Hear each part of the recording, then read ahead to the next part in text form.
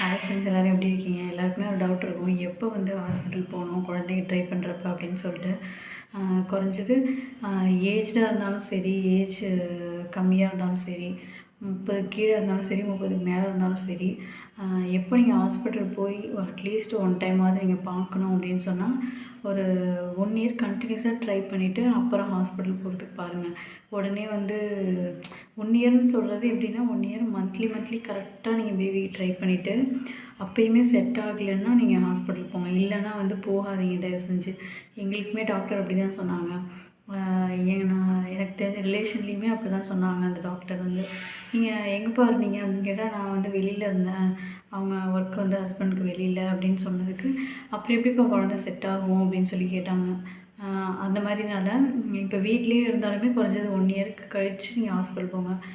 ஹாஸ்பிட்டலில் ஃபஸ்ட்டு என்ன பண்ணுவாங்கன்னா, எல்லாருக்குமே நமக்கு வந்து லேடிஸ்க்கும் ப்ளட் டெஸ்ட் பண்ணுவாங்க, யூரின் டெஸ்ட் பண்ணுவாங்க, சுகர் டெஸ்ட்டு, தைராய்டு டெஸ்ட் பண்ணுவாங்க. ஹஸ்பண்டுக்கு வேணும்னா பண்ண சொல்லுவாங்க. ஸோ இதுக்கு வந்து எவ்வளோ காஸ்ட் ஆகும்னா, எனக்கு வந்து நான் இருக்கிறதுலே எனக்கு வந்து 8000, எனக்கு 5000 ஆச்சு ஃபுல்லாக.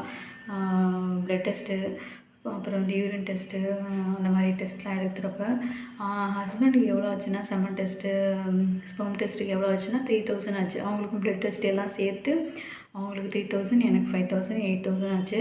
இது இல்லாமல் நமக்கு வந்து மந்த்லி ஃபாலிகுலர் ஸ்டடி பண்ணணும் அப்படின்னா ஒரு 3 டைம்ஸ் பண்ணுவாங்க ஃபாலிகுலர் ஸ்டடி.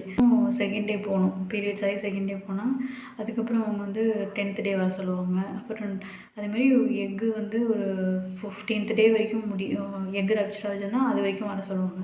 அப்போ எப்போ ரப்ச்சர் ஆகுதுன்னு அவங்க பார்த்துட்டு அப்போ வந்து நம்மளை காண்டாக்டில் இருக்க சொல்லுவாங்க. ஸோ அப்போ நீங்கள் வந்து செட் ஆகும் அப்படிம்பாங்க. எனக்கு வந்து 3 டைம்ஸ் ஃபாலிகுலர் ஸ்டடி பண்ணாங்க, அப்பயும் பேபி செட் ஆகலை. 4th டைம் வந்து சரி பிளாக் இருக்கான்னு பார்ப்போம், டியூப்பில் கருக்குழாயில் பிளாக் இருக்கான்னு பார்ப்போம்னு சொன்னாங்க. அப்போ டெஸ்ட் பண்ண போனேன். ஸோ அந்த டெஸ்ட்டுக்கு வந்து எனக்கு 6000 ஆச்சு. எஸ்எஸ்சி பண்ணியிருந்தாங்க. ஸோ அப்பயும் செட் ஆகலை. அதுக்கு அடுத்த மாதம் தான் செட் ஆச்சு.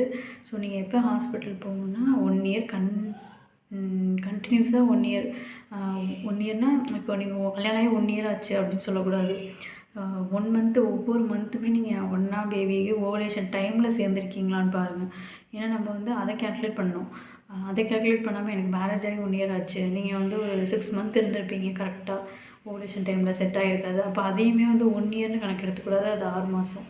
ஸோ அந்த மாதிரி கணக்கு எடுத்துக்கோங்க. கன்ஃபியூஸ் ஆகிருக்காதீங்க. எல்லாருக்குமே குழந்த கண்டிப்பாக கிடைக்கும். ஏன்னா நான் எல்லாருக்குமே நம்பிக்கையாக சொல்லுவேன்.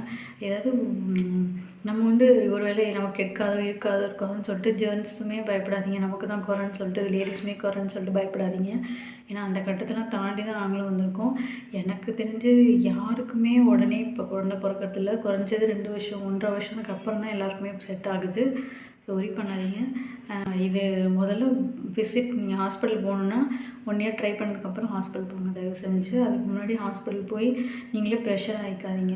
ஏதாவது ரொம்ப அவசரம்னா போய் செக் பண்ணுங்கள். பேசிக்காக வந்து ப்ளட் டெஸ்ட் பண்ணுவாங்க, விட்டமின் டி இருக்கான்னு பார்ப்பாங்க. நம்மளே வந்து விட்டமின் டிக்கெலாம் என்ன பண்ணணுன்னா, வெயிலில் நிற்கிறது, விட்டமின் டி என்ன ஃபுட்டு அது மாதிரி எடுத்துக்கணும். ஸோ ஃபுட்டில், வாக்கிங்கில், தண்ணி நிறையா குடித்தாலே நமக்கு கொஞ்சம் பாதி வியாதி இருக்காது, பாதி எல்லாமே க்யூர் ஆகிடும். ஆயில் ஐட்டம்லாம் எதுவும் சாப்பிடாதீங்க, ஜங்க் ஐட்டம் சாப்பிடாதீங்க பேபிக்கு ட்ரை பண்ணுறப்ப. டேப்லெட்ஸும் நம்ம சில டேப்லெட்லாம் கன்சல்ட் பண்ணாமல், டாக்டர்கிட்ட கன்சல்ட் பண்ணாமல் தலைவலிக்கு, ஃபீவருக்குன்னு சொல்லிட்டு நீங்கள் போடாதீங்க. பேராசிட்டமால் யூஸ் பண்ணலாம், மற்றபடி தலைவலிக்கு யூஸ் பண்ணுறது அந்த டேப்லெட்லாம் கொஞ்ச நாளைக்கு அவாய்ட் பண்ணிக்கலாம், அவ்வளோதான்.